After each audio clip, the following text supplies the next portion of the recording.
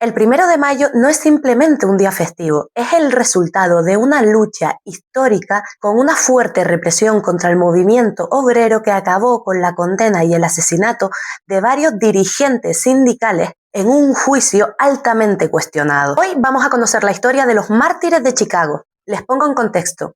Nos situamos en la segunda mitad del siglo XIX en la sociedad estadounidense, justo en el momento de pleno asentamiento de la revolución industrial, lo que conlleva una transformación tanto económica como social que promueve el crecimiento de la clase obrera. Las condiciones laborales eran realmente pésimas para este sector. Hablamos de jornadas entre 14 y 18 horas, con salarios extremadamente bajos, ausencia de derechos laborales y gran precarización general. Este marco de desigualdad estructural acentuaba aún más la distancia y la polarización entre las clases sociales. La sobreexplotación continua de la clase trabajadora dio lugar a una situación de tensión laboral y social creciente. Toda esta situación de sobreexplotación a la clase trabajadora da lugar a la aparición del movimiento obrero organizado, el cual se agrupa para hacer comunes sus reivindicaciones y luchar de forma conjunta para cambiar el sistema. Estas formas de organización colectiva dan lugar a la aparición de los sindicatos, herramienta creada por la clase obrera organizada con el objetivo de focalizar la lucha por mejorar las condiciones laborales de la clase trabajadora. Entre las diversas reivindicaciones de este movimiento destacaba especialmente el establecimiento de la jornada de 8 horas de la que disfrutamos actualmente, y la cual dio lugar a múltiples protestas y manifestaciones en las que el conjunto de trabajadores y trabajadoras tomaba las calles de Estados Unidos.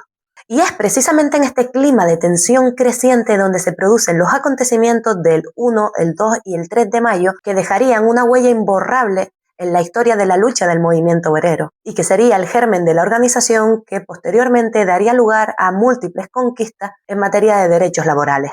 En 1868 se aprueba la ley Ingersoll, que establecía como jornada laboral máxima 8 horas.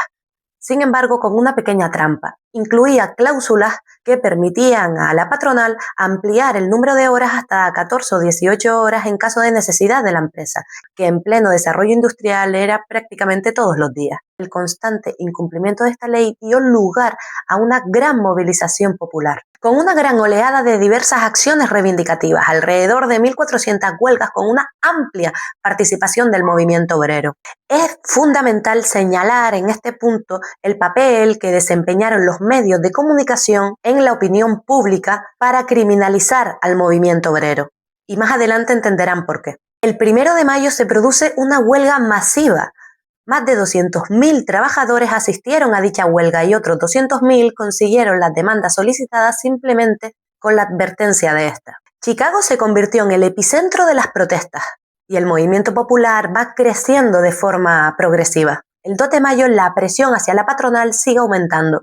Intervienen las autoridades para reprimir de forma muy violenta el movimiento obrero.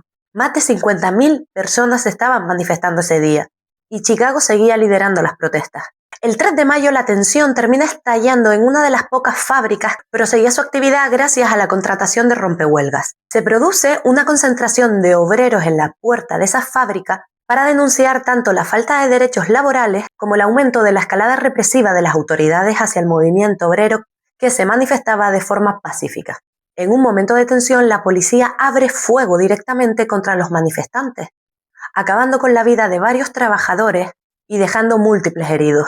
El 4 de mayo Chicago permanece en huelga y la represión policial se va intensificando cada vez más. La noche del 4 de mayo daría lugar a uno de los acontecimientos más sangrientos de toda la historia del movimiento obrero, la conocida como la masacre de Haymarket. Con el objetivo de denunciar la gran violencia policial desarrollada en las protestas del 1, el 2 y el 3 de mayo, se convoca una concentración en la plaza de Haymarket. Asistían más de 20.000 personas en una ciudad que todavía seguía paralizada por la huelga. Se trataba de un acto pacífico. Cuando estaba acabando y la gente comenzaba a dispersarse, aparece un destacamento policial que comienza a disolver la concentración de forma violenta. De repente se escucha un estallido. Una bomba había explotado entre las filas policiales. La respuesta de los cuerpos represivos de la autoridad fue abrir fuego contra los manifestantes de forma indiscriminada, causando una vez más muertos y heridos. Aunque nunca se supo quién lanzó la bomba, el acontecimiento se convirtió en un punto de inflexión que justificaría la gran ola represiva contra el movimiento obrero en los días posteriores. Tras la explosión de Haymarket, no crean ustedes que se abre una investigación neutral para descubrir la verdad sobre quién lanzó la bomba. Sin ningún tipo de pruebas, las autoridades y los medios de comunicación señalaron directamente al movimiento obrero, construyendo de esa manera una versión oficial para poder criminalizarlo. Acto seguido, se lleva a cabo por parte de las autoridades una gran política de represión contra los trabajadores que habían participado en la huelga. En muy pocos días, la ciudad de Chicago entra en una dinámica de persecución política abierta, con múltiples detenciones, allanamientos de locales sindicales o sedes de organizaciones políticas y una brutal campaña de criminalización contra el movimiento obrero. En un solo día, cientos de trabajadores son detenidos. Se despliegan a las Fuerzas Armadas y se inicia una acusación a más de 30 personas que finalmente fueron acusados 8 militantes anarquistas y sindicalistas, todas figuras reconocidas y dirigentes del movimiento obrero.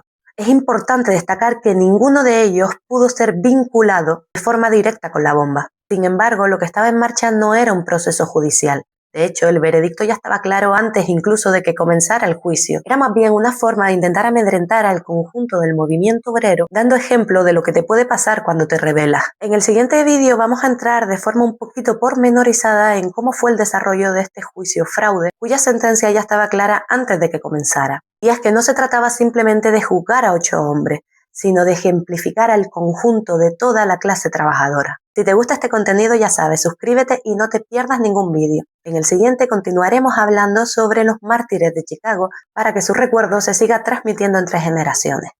No olvides que los derechos de los que gozas hoy en día son el resultado de la organización, la lucha y en muchos casos el asesinato de trabajadores y trabajadoras que dieron la vida para que hoy nosotros y nosotras disfrutemos de los derechos laborales que tenemos. Así que ya sabes, defiéndelos.